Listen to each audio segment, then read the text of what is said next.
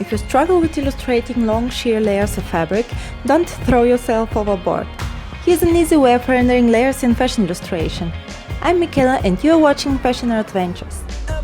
My first step is to mask out the railing and some parts of the figure so I can freely work on the background. The masking fluid dries to a water-resistant rubber on the surface of the paper and can be painted over without coloring over the details. The areas under it stay free of water and paint. After the background is done, I'm removing the masking fluid with my finger. You can also remove it by using an eraser, but if you pre-sketched with a pencil, you might erase your drawing as well. Just like in my other Titanic illustrations, I wanted to incorporate elements of the scene into my drawing. In the movie, Rose climbs over the railing, attempting to jump, so I wanted the figure to be off-board in a way but still looking elegant.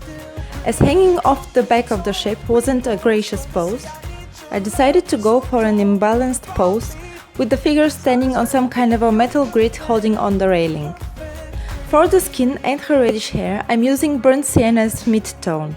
For the shadows on her skin, I'm using shades of brownish colors, and for the hair on the other hand, I'm going for rusty and reddish shades to give it some depth. I'm setting the shadows under the chin, in the area of her neck, the collarbones and the inner side of the arms. Not to forget that there are shadows falling on her skin under the layers of sheer fabric.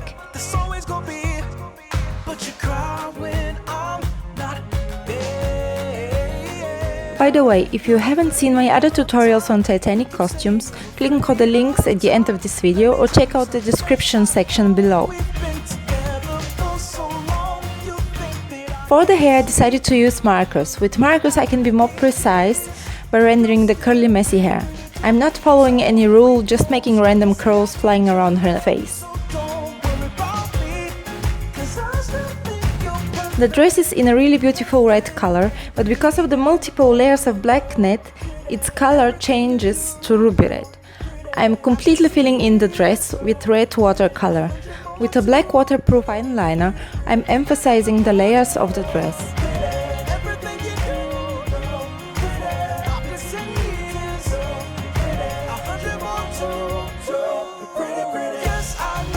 For the black beaded net, I'm using a flat brush loaded with diluted black paint. I prefer to work with watercolors as they are already transparent, which is great for rendering many layers of sheer fabric, and the flat edge of the brush will leave irregular sharp shapes on the paper, which will mimic the creases and overlapping folds of the net fabric.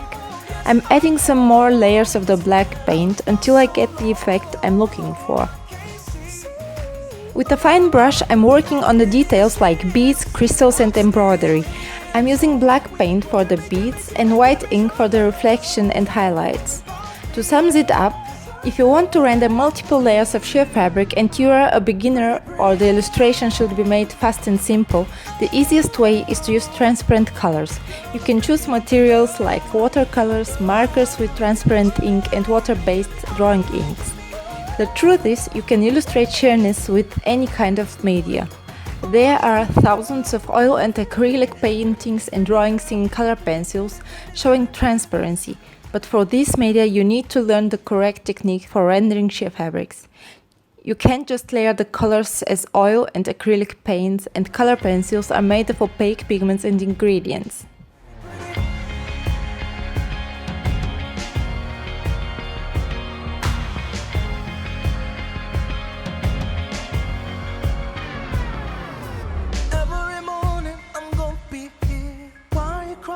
Why so many tears?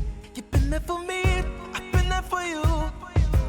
Look in the mirror and think this through. Something as perfect and pretty as you.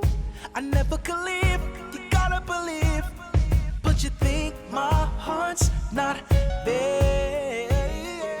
If you want to see some of my other tutorials on costume design like Rose's boarding suit or her breakfast dress from Titanic, click on the links shown here or visit my YouTube channel page. I hope you enjoyed my video, thank you for watching and I'll see you soon on our next adventure.